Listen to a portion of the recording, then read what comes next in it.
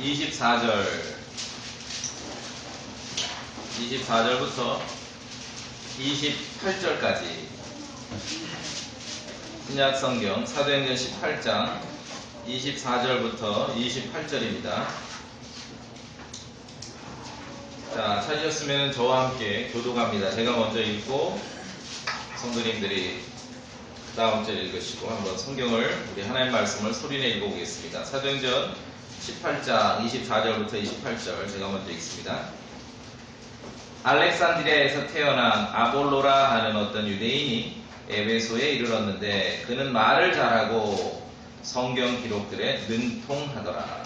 이 사람이 전에 지혜를 안에서 가르침을 받아 영이 뜨거움으로 지혜를 하는 것들을 부지런히 말하고 가르치나 요한의 신뢰만 알더라. 그가 회당에서 담대히 말하기 시작하거늘 아굴라와 브리스길라가 그의 말을 듣고 그를 데리고 와서 그에게 하나님의 길을 더욱 완전하게 설명해 주니라.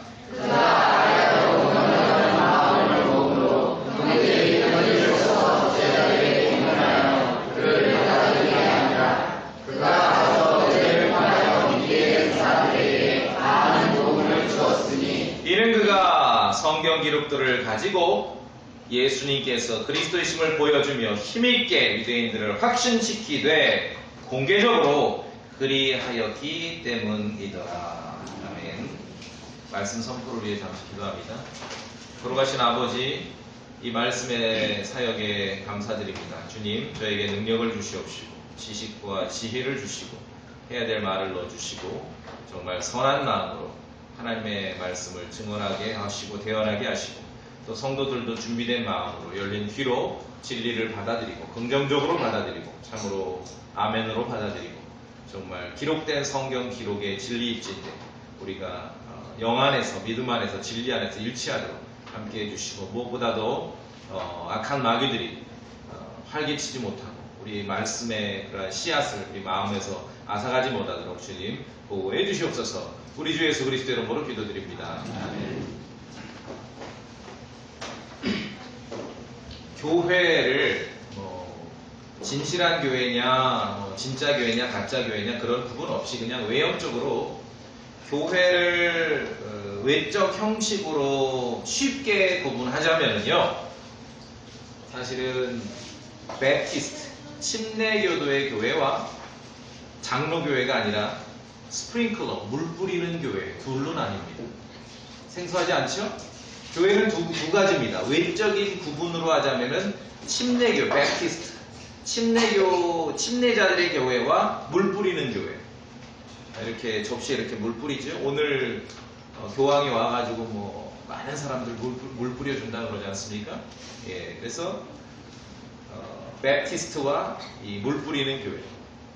그런데 이제 물론 이제 베프티스트 어떤 침례자들의 교회에도 물론 그렇게 성경적인 신앙을 가지고 있지 않은 사람들도 있지만, 근데 이제 이 물 뿌리는 스프링클러의 교회는 공통적으로 그 행위를 사람들에게 자기들의 어떤 교인들이나 믿는 자에게 물을 뿌리는 종교적 의식을 꼭 그렇다고 말하는 건 아니지만도 그래야 구원을 받는 거 아니냐, 꼭 그렇다고 가르치지는 않지만 그래도 뭔가 구원에 크게 좀 보탬이 되지 않겠느냐라는 교리들이 많이 있습니다. 이 물 뿌리는 소위 이제 그 스프링클러 세례라고 하는데, 여기서 이제 제가 물 뿌린다 했을 때는 세례보다도 좀 더 직접적이고 명료합니다. 유아 세례를 말합니다. 유아 세례. 왜냐하면 유아 세례를 이렇게 강조하는 것이 뭔가 그래도 꼭 구원은 아니래도 구원과 좀 관련이 있지 않을까? 아니면은 그래도 구원에 뭔가 보탬이 되지 않을까라는 그러한 그 어떤 강박관념, 종교적인 그런 의미에서 이제 물 뿌리는 의식들을 합니다. 참 요새 보도를 보시지만도 가장 로마 카톨릭 교회와 비슷한 행위를 하는 사람들이 모여서 이제 한국에 교황이 왔다고 하니 교황은 적그리스도라고 이제 반대 시위를 하는 거예요. 근데 뭐 그들의 용기 자체를 뭐라고 말하고 싶진 않지만 그분들도 정작 돌아서서 각자 교회 가서는 가장 역사에서 로마 카톨릭이 남겨놓은 심어놓은 가장 로마 카톨릭적인 행위들을 하고 있거든요. 그게 뭐냐면 유아세례입니다. 그렇죠? 유아세례예요. 그리고 가장 천주교 내지는 여호와 증인과 작당을 해서 만든 그 성경을 읽으면서도 우리 뭐 강의 들으셨죠? 그러니까 천주교와 여호와 증인이 작당해서 만든 성경을 읽으면서도 뭐 교황은 뭐 적그리스도라고 막 또는 뭐 이단이 어떻고 이제 이렇게 가르치고 있는 것이 우리가 여러분이 살아가고 있는 현대 기독교의 상황이라는 걸 좀 이해를 하셔야 됩니다. 그 현대 우리 기독교의 상황입니다. 그래서 뭐 진짜 교회 가짜 교회를 나누기 전에 그냥 뭐 스스로 교회라고 주장하는 모든 그런 그룹들을 다 총망라해서 외적인 형식으로 크게 구분하자면은 베프티스트 침례자들의 교회와 물 뿌리는 유아 세대를 행하는 그런 교회로 구분된다는 것입니다. 여기는 교단의 간판의 의미가 구분의 의미가 별로 없습니다. 그렇죠? 그럼 이제 뭐 소망 침례교회 했을 때 사실 침례교회는 베프티스트 처치거든요. 침례자들의 교회라는 뜻이거든요. 그러니까 뭐 침례자 교회 그러면 또 이상하게 볼 거 아니에요, 사람들이.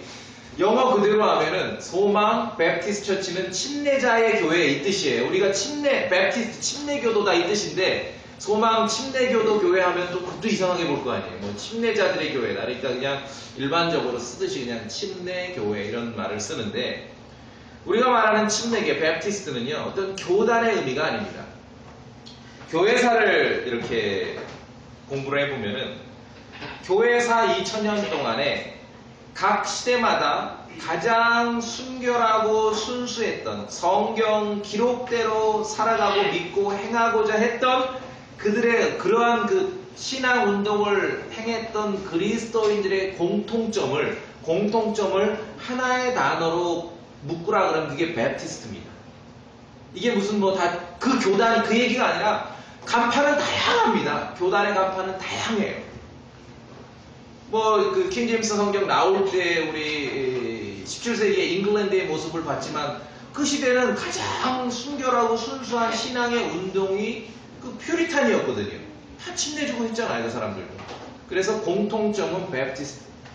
어떤 교단이 아니라 교회사를 통해 남겨진 형식적이고 제도화된 국가교회. 국가교회라는 건 뭐냐 하면은 개인의 자유. 정말 구원받지 않았으면은 시키는 대로 해야 되고, 교회에서, 목사가. 근데 구원받았다면은 거룩한 성령님께서 다 각자에게 임재해 계시기 때문에 그 영 안에서 거룩한 성령님의 인도하심 속에서 각자가 믿음 안에서 선택하고 결정하고 행해야 될 문제를 국가교회라고 이제 표현하는 것은 그냥 이미 법으로 정해놓는 것이에요. 그러니까 이 교회에 오면은 그 주제에 대해서 따로 고민할 기회조차 없어요. 그냥 이미 법으로 정해 있습니다. 그게 이제 국가교회예요. 어떤 제도화되고 형식화된 시스템. 그런 것들을 거부하고 성경 기록대로, 성경에 써있는 대로의 그런 교회의 모습을 추구하는 사람들의 공통점이 베프티스트 침례교도였다. 이렇게 우리가 정리하고 여러분이 이해하시면 됩니다. 그래서 이건 어떤 교단을 말하는 게 아닙니다. 자, 신약 성경에서만 우리가 이제 성경을 읽어보면은 신약 성경에서만 등장하는 단어들이 꽤 있습니다. 질문은 이것이죠. 이해하십니까? 신약 성경에서만 등장하는 단어들이 꽤 있습니다. 자, 우리 성도님들 한번 몇 가지나 기억나시는가? 한번 생각난 대로 말씀해보세요. 틀려도 괜찮아요. 뭐 틀린다고 그 나머지 공부 안 시키니까. 자, 신약 성경에만 등장하는 단어가 뭐가 있을까요? 생각나는 거 있습니까? 한 5가지 나와야지요. 이거 녹음해서 전 세계에서 다 듣는데, 야, 이거 뭐 성도들 하나도 답변 못하냐, 그러면 빨리. 예? 자매님 성경 실력이라보다는 센스가 있으신 거죠? 그렇죠. 예, 맞습니다. 침례, 베프티즘, 침례 혹은 뭐 침례자, 베프티스트. 신약 성경에만 나옵니다. 또 기억나시는 대로 얘기해봐요. 예?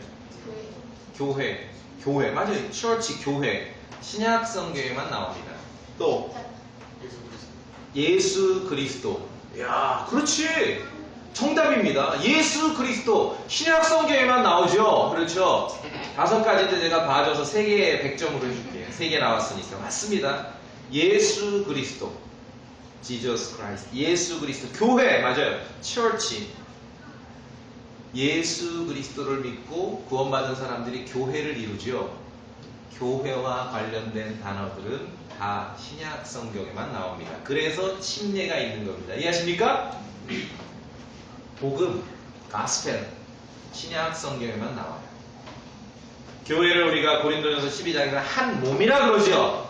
한 몸, one body, 한 몸, 신약 성경에만 나옵니다.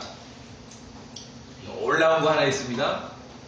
Holy Ghost, 성령님, 신약 성경에만 나옵니다. 왜? 성령님이 이제 우리를 그리스도의 한 몸으로 이렇게 이끄시죠. 그래서 신약 성경에만 나옵니다. 예수 그리스도, 갈보리 십자가, 신약 성경에만 나옵니다. 이제 믿는 자들이 주님 오시기 전에 이 땅을 떠나면 어디로 가죠? 낙원, 파라다이스, 신약 성경에만 나옵니다. 우리는 교회에 속하지만 크게 보자면 하나님의 왕국에 있는 것이죠. 신약 성경에만 나옵니다. 또 실제적으로 눈에 보이는 교회를 얘기했을 때 비숍, 감독, 신약 성경에만 나옵니다.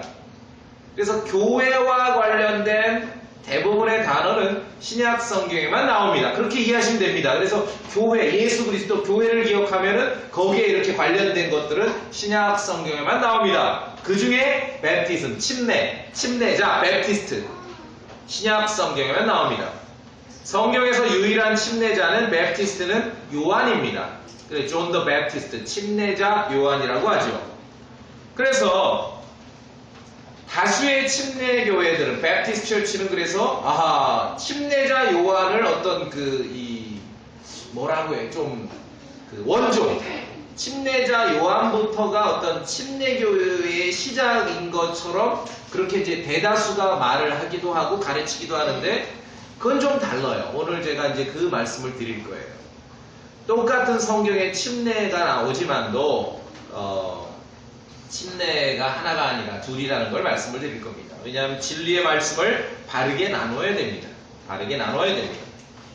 그래서 교회와 관련된 주요한 단어들은 다 신약 성경에만 나옵니다. 그렇게 기억하시면 여러분들이 이제 성경을 읽고 공부하는데 별 어려움은 없으세요. 자, 또 다른 질문.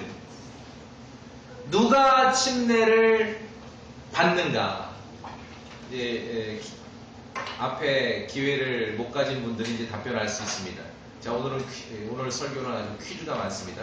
자, 누가 침례를 받는가? 침례를 누가 받아요? 네, 믿음으로 구원받은 사람. 또 다른 의견이 있습니까?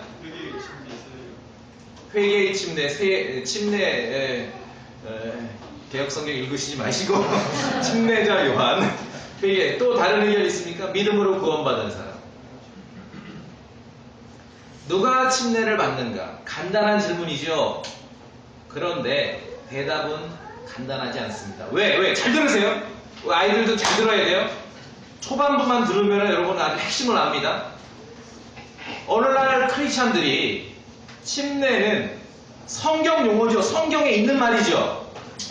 침례라는 말을 말하고 교회에서 설교를 하고 읽을 때 10의 9, 그러니까 한 10개면 9개의 경우에는 우리 성도들은 침례를 누가 침례를 받을 수 있어야 하면은 여러분은 이미 결정을 해석을 했어요. 저거는 물침례다. 그렇죠? 그러니 처음 답변이 믿음으로 구원받은 사람이라는 것 이외에는 다른 생각이 나오질 않아요. 자, 여기 이해하셨습니까? 누가 침례를 받는가? 침례가 하나가 아니라고 말씀드렸죠? 근데 제가 누가 침례를 받을 수 있어야 하면은 거의 대부분 10의 9는 물침례를 딱 거기다가 침례 앞에다가 물이라는 단어를 보태서 이해를 하는 거예요. 그렇죠? 예. 그게 아닐 수 있다는 것을 제가 말씀드리는 것입니다. 침례는 한 가지가 아닙니다. 일반적으로 이제 물침례, 뭐 좋습니다. 이제 일반적으로 물침례를 말하더라도 이제 물침례라고 딱 제안을 해서 제가 질문합니다. 누가 물침례를 받을 수 있는가? 질문은 간단합니다. 그러나 교회사 2000년 동안에 이 질문에 서로 다른 대답 때문에 수천만 명이 죽임을 당했습니다. 이 간단한 질문에 서로 다른 대답 때문에. 그래서 교회사를 보자면은 이 물침례를 말하더라도 성경에 적힌 대로, 성경에 써 있는 대로 물침례를 시행하기보다는 종교 권력, 국가 권력, 그러니까 다수결에 의해서 정한 대로 할 때가 훨씬 더 많았다는 것입니다. 훨씬 더. 그래서 지금 유아세를 주는 거예요. 유아세를 주는 거예요. 갓난아이들에게 물을 뿌리기도 하고, 죽는 순간에 물을 뿌리기도 하고, 그렇죠. 훨씬 더 많았다는 것이죠. 물침례로 제안하자면 누가 침례를 받을 수 있는가? 누가 침례를 받습니까? 믿음으로 예수 그리스도를 믿음으로 구원자로 고백하고 구원받은 사람이 물론 받죠. 그런데 사실은 우리가 좀 아주 꼼꼼히 엄격하게 좀 따지자는 겁니다. 그러기만 해서 받는 거 아니에요. 자, 우리가 이제 침례 시할 거예요. 근데 침례 안 받은 사람은 의무적으로 무조건 받으라고 그렇게 법으로 강요하지 않습니다. 믿음으로 예수 그리스도 안에서 구원받은 사람들이 침례 받을 수 있는데 두 가지 조건이 맞아야 됩니다. 예수 그리스도를 믿음으로 정말 믿고 하나님의 아들임을 고백하는 그 구원받은 성도인데 물침례를 원해야 되죠. 그렇죠? 원해야죠. 우리나라도 있는가 모르겠는데 미국에는 드라이 클리너라는 별명을 가진 그런 교단이 있는데 그건 물침례 자체가 없어요. 드라이 클리너예요. 그러니까 여러분이 구원받았어도 여러분의 어떤 이 성경 지식의 수준이나 말씀에 기록된 말씀에 순종하겠다는 그런 단계나 아니면 여러분의 환경에 의해서 이 물침례를 순종하고 받을 수 있는 그 시차는 좀 다를 수 있다는 겁니다. 다를 수 있는 거예요. 대부분 정말 본인들이 성령님 안에서 결정하고 결심해서 성경에 있으니 물침례에 순종하기를 원하지만 그렇다고 강요하지 않는다는 거죠. 광고는 하고 이렇게 자세히 안내드리지만 결정은 구원받은 성도 각자가 하게 되는 것입니다. 왜냐하면 성경의 사도행전 8장에 보면은 복음전도자 빌립이 이디오피아 내시를 이제 마차 타고 가다 물침례를 줬지 않습니까? 그때 먼저 이디오피아 내시가 원했어요. 보라 여기에 물이 있으니 무엇이 내가 침례받는 것을 방해하리요. 내가 침례받기를 원합니다.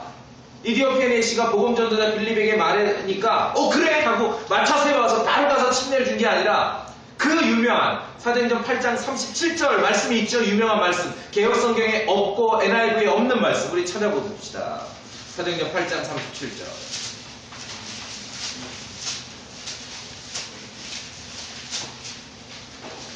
36절에서 이디오피아 내시가 자기가 침례받고 싶다고 했습니다.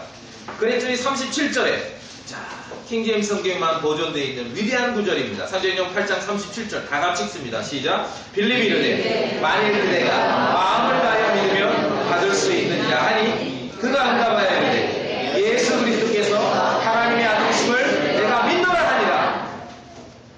당신이 침례받기를 원해? 물침례받기를 원해? 그러나 마음을 다해 믿어야 돼. 마음으로 믿어?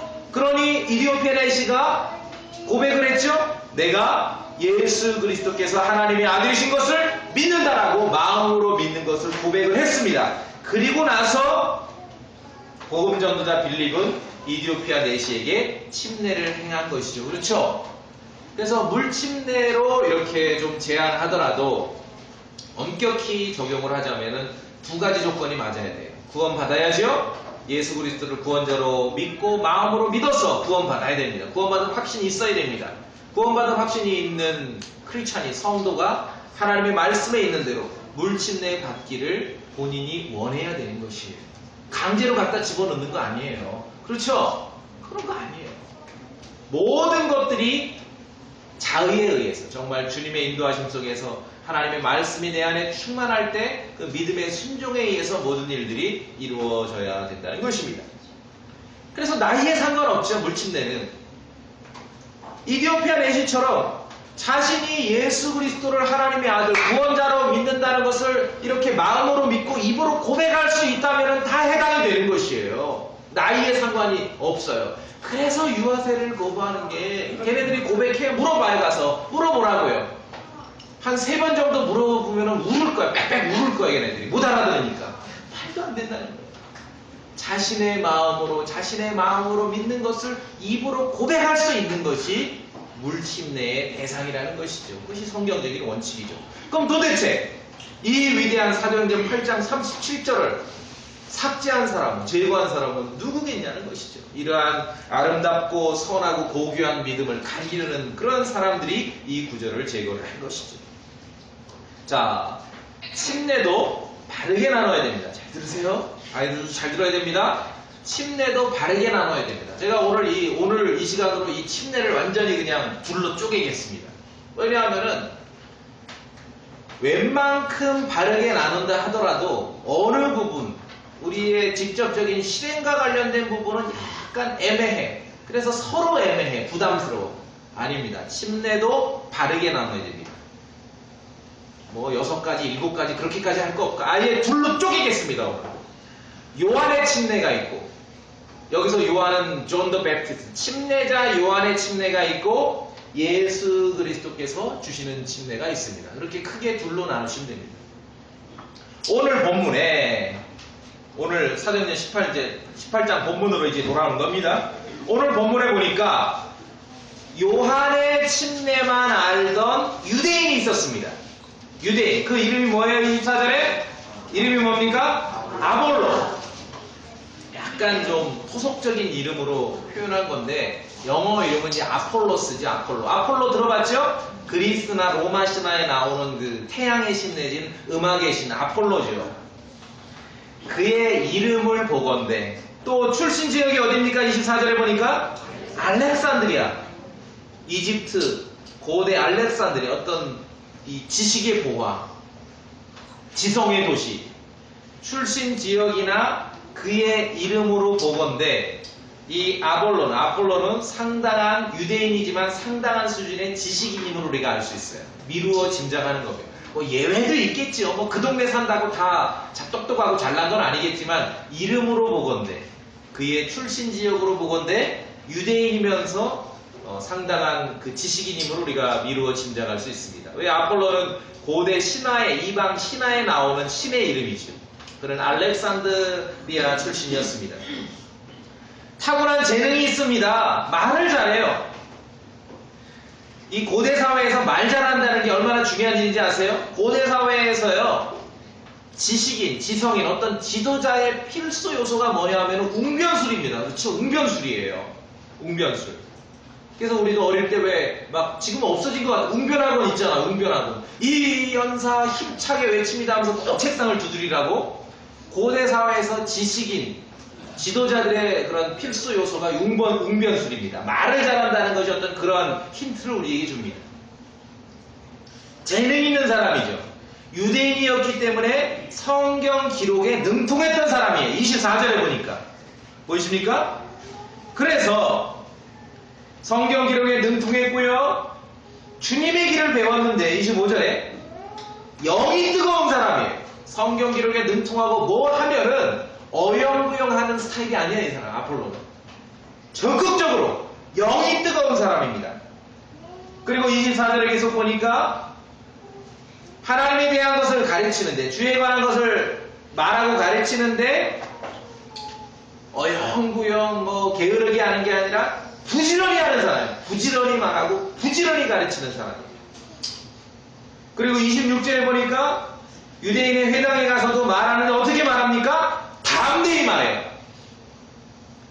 알렉산드리아 출신이고 유대인이고 이름이 아폴로고 이런 그의 특징들을 보니 이 사람은 당대에 굉장한 지식인이었다. 굉장히 영향력 있는 사람이었다. 그것을 우리가 미루어 짐작합니다.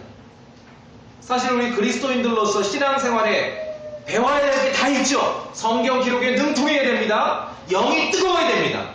어영부영하면 안 되죠. 계시록에서 주님도 뭐라 그러셨어요? 라오디게아인들의 교회 뜨겁든지 차든지 하라 그랬잖아요. 그러니까 뜨거운 커피를 마시든지 냉커피를 마시든지 둘 중에 하나지 미지근한 커피 마시면 안 되잖아요. 그렇죠? 속이 뒤집히죠. 미지근하면. 영이 뜨거운 사람이고 부지런히 말해. 아주 하면은 그냥 열정적으로 말할 때 담대히 말을 하면은 그냥 담대히 또렷하게 그렇게 말하는 사람이었습니다. 참 열정적인 사람. 이런 면들, 이런 태도는 우리가 좀 본받을 필요가 있습니다. 그런데 그렇더라도 진리의 지식에서 불완전할 수가 있습니다. 그것을 우리가 오늘 보는 거예요. 침례를 아는데 25절의 끝에 보니까 이랬던 아볼로인데 침례를 아는데 어떤 침례만 알아요? 요한의 침례만 알아요. 모든 태도, 마음의 그런 열정이나 어떤 태도, 부지런함이라든지 성경의 능통이라든지 모든 것이 다 갖춰져 있는데 가장 중요한 게 빠져 있는 것이에요. 침례를 알기는 아는데 주님에 관해서도 알기는 아는데 요한의 침례만 아는 거예요. 요한의 침례. 침례자 요한의 침례만 아는 것이에요. 그러니까 말하자면은 성경을 열심히 공부를 하고 막 강해도 할 수 있고 설교도 할 수 있을 정도인데 로마서나 갈라디아서 이런 데는 손도 못 대고 오로지 마태복음만 한다 이 뜻입니다. 지금 이분이 이제 그런 분이에요. 그런데 다행스러운 것은 아골라와 브리스길라 부부지요.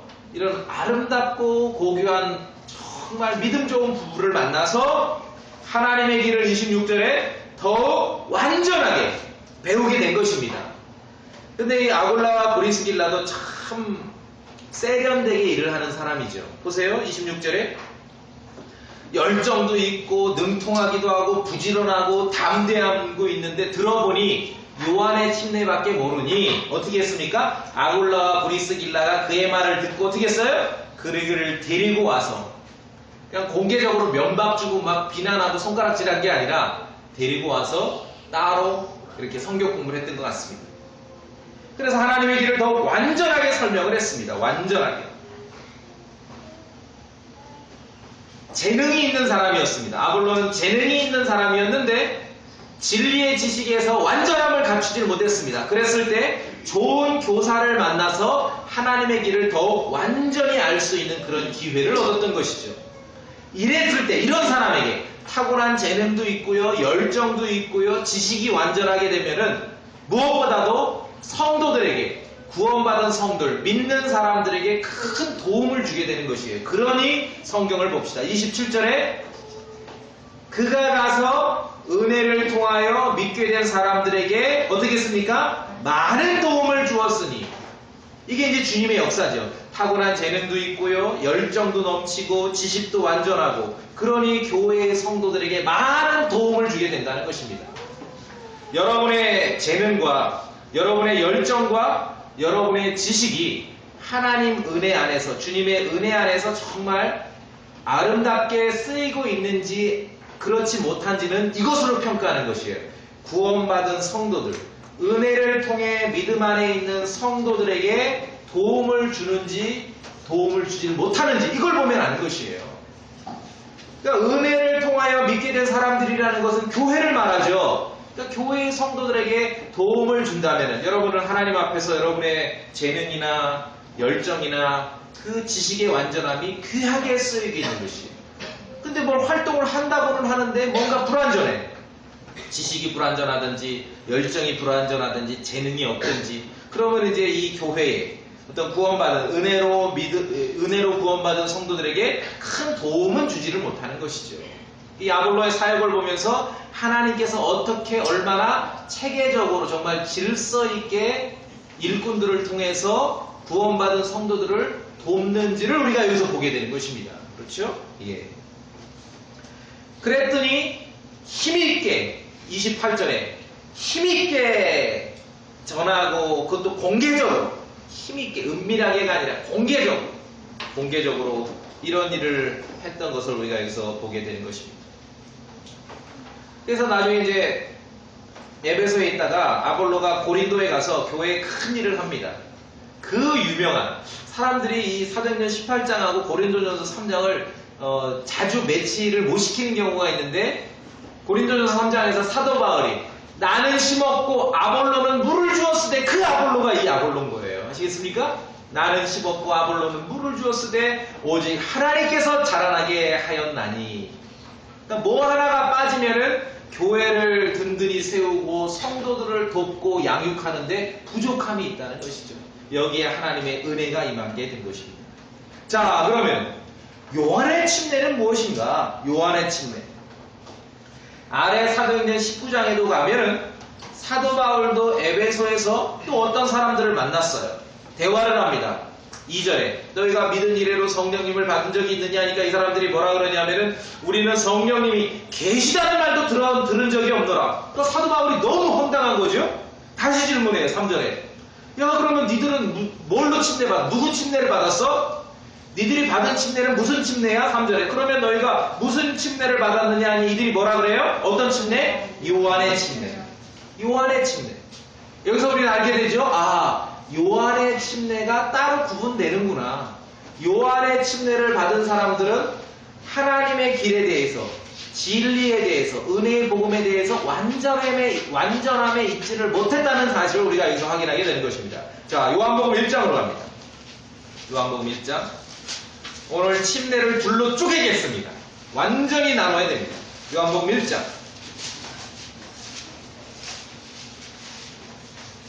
우리 성도님들이 같이 읽어보겠습니다. 요한복음 1장 33절. 침례자 요한의 증언입니다. 요한복음 1장 33절.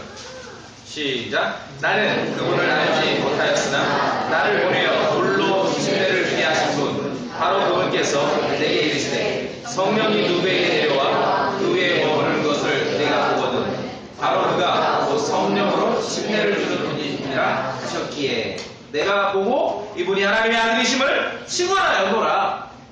자, 여기서 구분됩니다. 침례자 요한의 침례는 물침례예요. 물침례죠? 요한이 증언하기를 예수 그리스도의 침례는 성령의 침례입니다. 성령으로 침례 주는 것이. 이게 구분입니다. 이게 첫 번째 구분이에요. 침례자 요한의 침례는 물침례고 예수 그리스도의 침례는 성령 침례입니다. 성령 침례. 자, 제가 침례는 누가 받죠 했을 때 여러분이 물이라는 단어를 보태서 이해하는 거 그거 잊어버리세요. 그거 아닙니다. 요한의 침례는 물 침례고 예수 그리스도의 침례는 성령 침례. 요한의 침례를 좀 더 보겠습니다. 마가복음 1장. 마가복음 1장.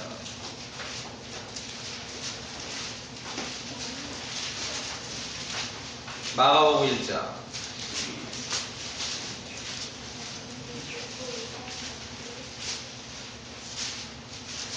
4절. 자, 4절, 5절. 매우 중요합니다. 우리 다 같이 읽어야 됩니다. 마가복음 1장 4절, 5절. 시작. 요한이 광야에서 침례를 주고 죄대의 사면을 얻게 하여 회개의 침례를 선포하며 온 유대 땅과 예루살렘 사람들이 회개에 나가 자기 죄들을 자백하며 요르단강 속에서 다 그에게 침례를 받더라. 자, 성도님들 잘 보세요. 물침례라는 외형적인 것은 요한의 침례나 지금 그리스도인의 침례나 동일합니다. 외적인 모습은. 그러나 성경에서 기록된 요한의 침례는요, 존 더 베프티즘, 침례자 요한의 침례는 우리 교회 그리스도인의 침례, 예수님을 구원자로 믿고 은혜로 구원받은 그리스도인의 물침례랑 전혀 다릅니다. 첫째, 죄들의 사면을 얻게 하는 회개의 침례였어요. 요한의 침례는 회개의 침례. 그냥 속으로 마음으로만 회개하면 안 돼요. 이 시대 회개하면은 그 물침례를 받아야 돼요. 요한에게 가서. 다르죠? 요한의 침례는 회개의 침례고, 그래서 5절에 보니까 자기 죄들을 자백하며 침례를 받습니다. 자기 죄들을 회개의 침례예요. 그 과정을 통과해야 회개가 되는 것이고 죄의 용서가 이루어지는 것이죠. 그 대상도 5절에 있는 대로 유대 땅과 예루살렘에 있는 사람들이라고 제안하고 있습니다. 그래서 요한의 침례가 있습니다. 이것은 회개의 침례입니다. 이것은 물침례입니다. 이것은 유대인들의 침례입니다. 다시요. 침례자 요한, 흔히 말하는 세례 요한, 침례자 요한의 침례는 회개의 침례고 물 침례고 유대인들의 침례입니다. 예수 그리스도의 침례는 첫 번째가 성령 침례입니다. 첫 번째가 물 침례가 아니에요. 예수 그리스도의 침례는 첫 번째가 성령 침례입니다. 진리를 알고 성경을 잘 아는 것은요, 같은 것을 묻고 다른 것을 구분하는 것입니다. 첫째 뭐라고요? 같은 것을 묻고 다른 것을 구분하면은 오류가 없습니다. 에베소 4장 5절에는 한 주와 한 믿음과 한 침례가 있으며 하니까 사람들은 침례는 하나인갑다. 천만의 말씀. 에베소 4장 5절에 말하는 한 침례는 한 몸, 교회, 한 몸과 관련해서 말할 때는 하나의 침례를 말하는 거죠. 그것도 물침례가 아니에요. 성령 침례지. 그리스도의 침례는 첫 번째가 물침례가 아니라 어떤 침례라고요? 성령 침례입니다. 성령 침례. 그래서 우리가 빠르게 한번 몇 구절 더 보겠습니다. 사도행전 1장. 사도행전 1장.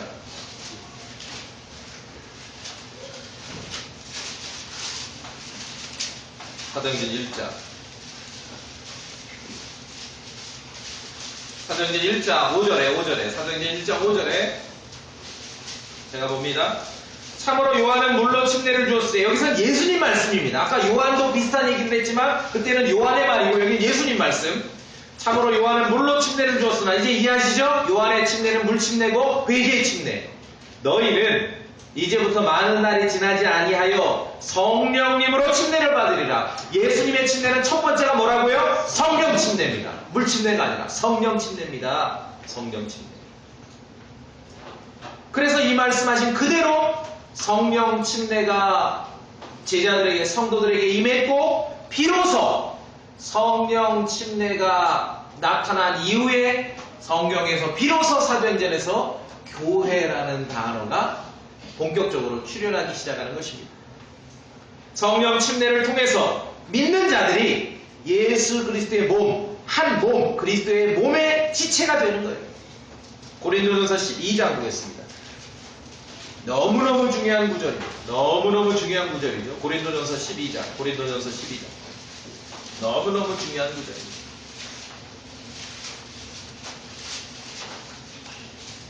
12장의 12절을 제가 먼저 읽습니다.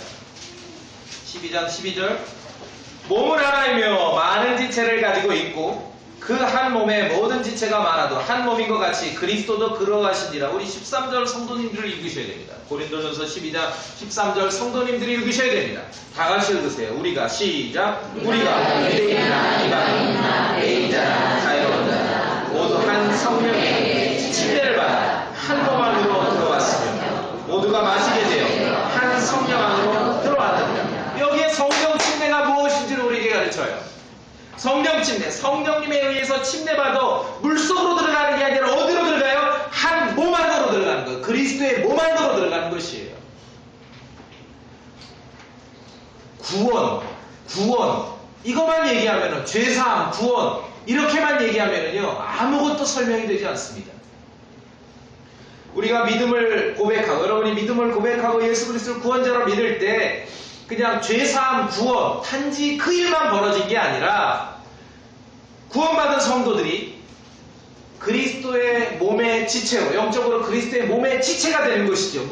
그리스도의 몸의 지체가 되려면 그 몸 안으로 들어가야 되죠.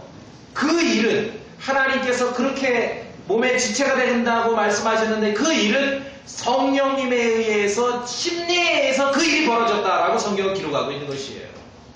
그러니까 말하자면은 구원받았다, 죄사함 받았다 요 얘기만 하는 게 아니라 그때 벌어지는 일인데 물론 구원을 말하는 것인데 좀 더 한 단계 더 나아가서 진도를 나가서 구원받았다는 것을 그리스도의 몸의 지체가 됐다 이렇게 표현하죠.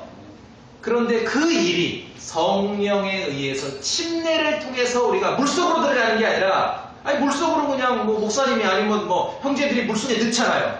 성령님에 의해서 침례됐을 때는 물속으로 들어가는 게 아니라 예수 그리스도의 몸 안으로 들어간다는 것이에요. 이것이 성령 침례입니다.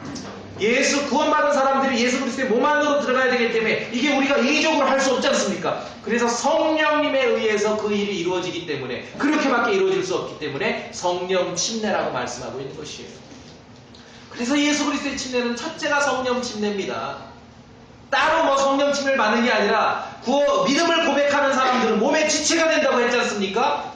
동시에 그런 일이 벌어지고 있는 것이에요. 하도 어려울까 싶어서 성경이 좀 애꼈다 얘기를 하는데, 사실은 구원받고 거듭나고 죄사함 받고 믿음을 고백할 때 성령 침례를 받는 것이에요. 그리스도의 몸의 지체가 되는 것입니다. 볼까요? 갈라디아서 3장. 다 왔습니다. 부지런히 찾아보세요. 갈라디아서 3장.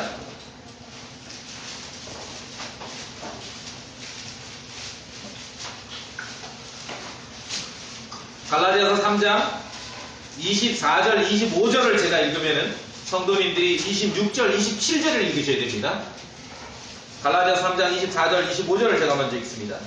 그런즉 율법은 우리를 그리스도께 인도하는 훈육 선생이었으니 이것은 우리가 믿음으로 의롭게 되게 하려 함. 지금 구원받는 걸 얘기하죠. 25절. 그러나 믿음이 온 뒤에는 우리가 더 이상 훈육 선생 아래 있지 아니하도다. 26절. 성도님들 시작.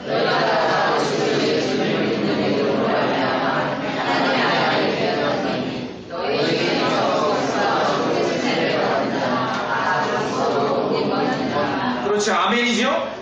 너희 중에 그리스도 안으로 어떻게 됐습니까? 침례받았어. 그리스도 안으로 침례받았어. 왜? 그 몸의 지체이기 때문에.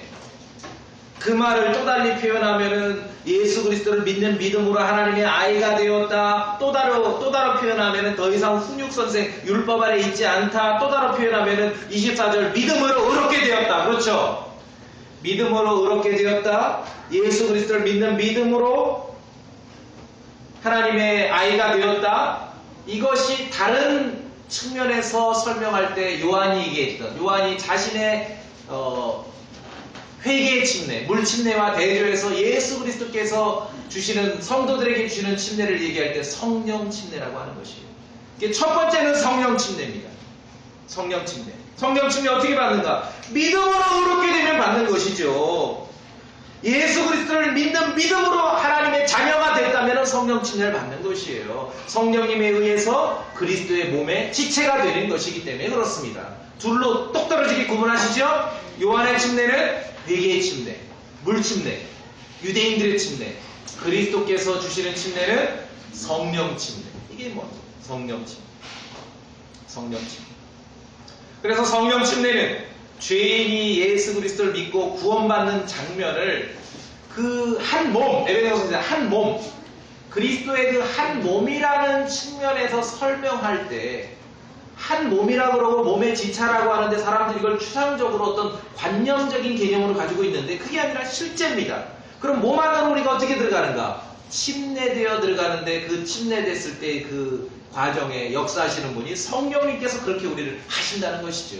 그래서 성령 침례에 의해서 우리가 구원받은 성도들은 그리스도의 몸의 지체가 되는 것이죠. 가짜가 아니라 진짜로 그렇게 되는 것이죠. 여러분이 믿음으로 그렇게 되셨습니까? 그러면 성령 침례를 받으신 것입니다. 예수 그리스도를 믿는 믿음으로 하나님의 자녀가 되셨습니까? 그러면 성령 침례를 받은 것이죠. 그 결과는 무엇인가? 예수 그리스도의 한 몸의 지체가 된 것이에요. 한 몸의 지체가 된 사람들이 진짜 됐음을 주기적으로 한 번씩 이렇게 눈으로 보이게 우리가 확인하는 자리죠. 그래서 교회인 것입니다. 그것이 교회인 것이에요. 그러면은 다시 이제 처음으로 돌아와서 물침례는 누가 받아요? 그럼 목사님 그러면 물침례는 요한의 침례, 회개 침례만 받았나요? 만약에 성령 침례가 1번이라고 그래서 이제 물침례가 없으면 아까 말씀드린 대로 우리도 드라이 클리너죠? 물에 젖을 필요가 없으니까. 그럼 물침례는 누가 받는가? 물침례는 누가 받는가? 두 구절을 보겠습니다. 사도행전 11장. 사도행전 11장. 고넬료 집에 가서 복음을 전했더니 베드로가 아직까지 교리가 완전하지 않던 다른 막 장로들, 유대인들이 막 베드로를 나무랬죠. 유대인 집에 가서 그럴 수 있냐고. 이방인 집에서. 그랬더니 이제 그 상황을 설명을 합니다. 이거는 인간의 뜻과 상관없이 하나님이 하시는 일이다. 사도행전 11장. 자,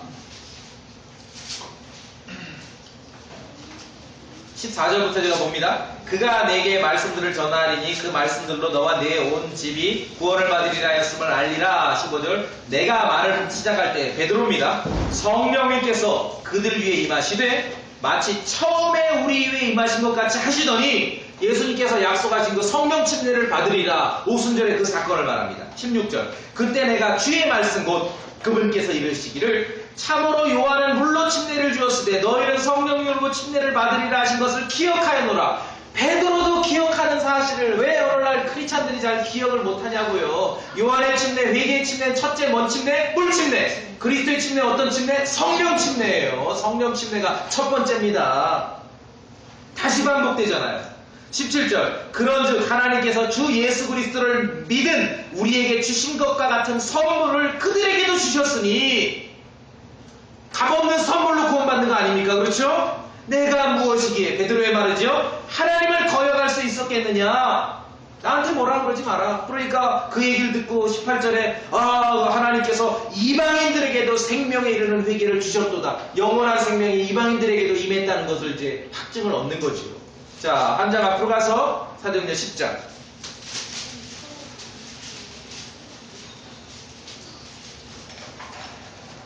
47절 같이 읽읍시다.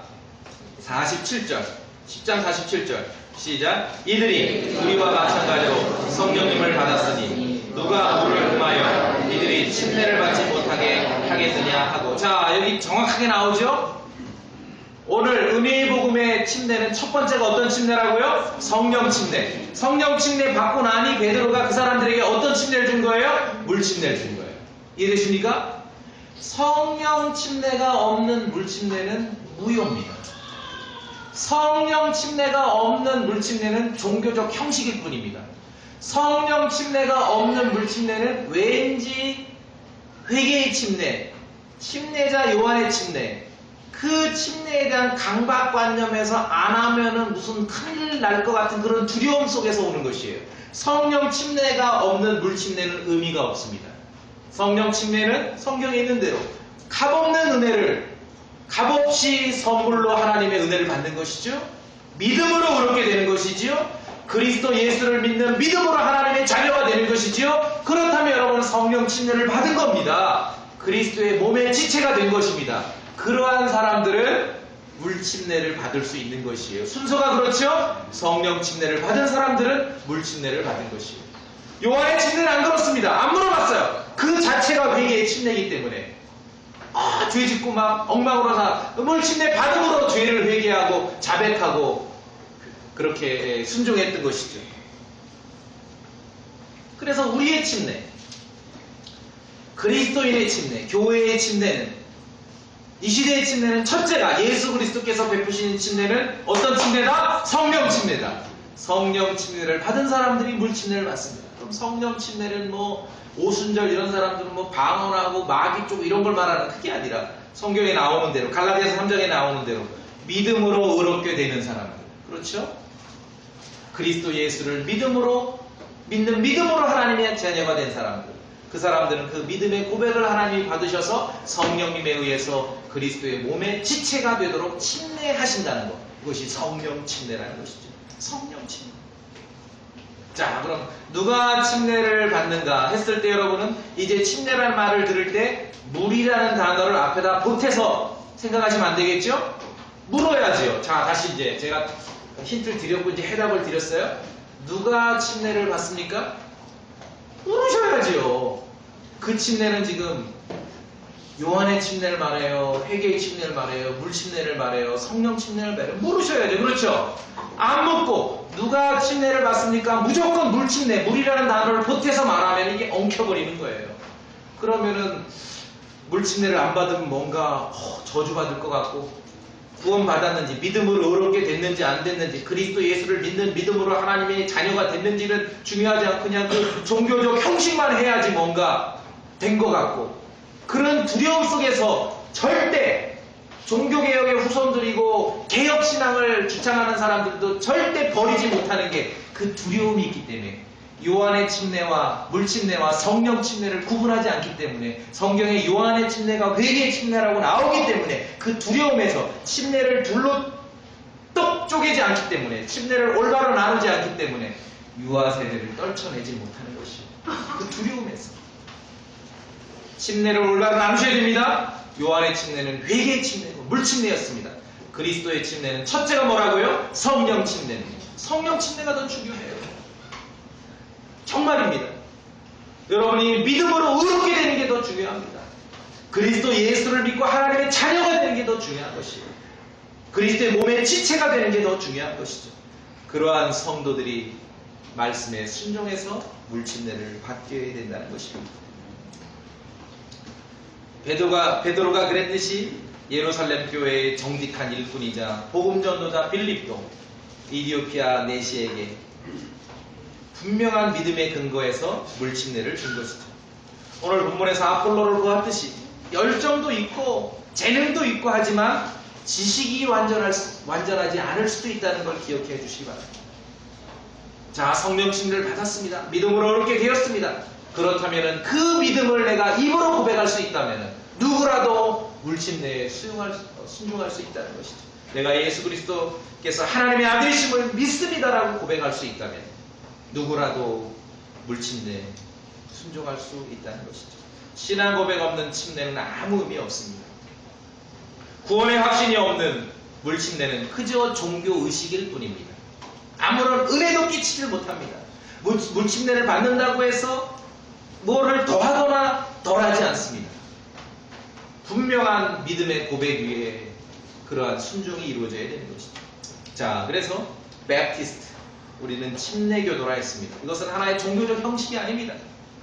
교회사 2000년을 통해서 각 시대마다 간판은 무엇으로 걸었든지 교단은 무엇이든지 상관없이 가장 순결하고 순수했던 성경 기록대로 살아가고 믿고 순종하려고 했던 성도들의 공통점은 베프티스트였다는 것이죠. 성령 침례를 받은 사람들이 물침례를 받았다는 것이죠.